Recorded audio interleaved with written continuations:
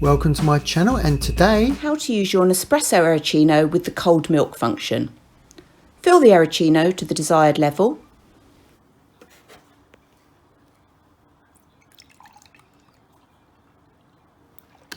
And pop on the lid.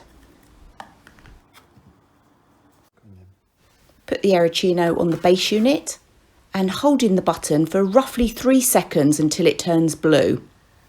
Once blue, it's preparing your cold milk.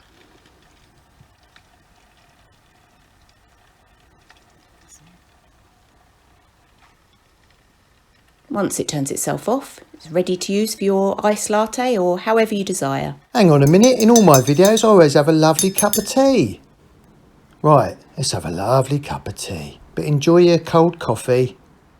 Whilst I'm having my hot cup of tea, in the top right there's a link on how to defrost a freezer easily in under 15 minutes. In the top left, how to clean UPVC guttering so it stays clean. And in the bottom left, how to keep your curtains super smooth on the curtain rails. That is a top tip. Hope that was useful.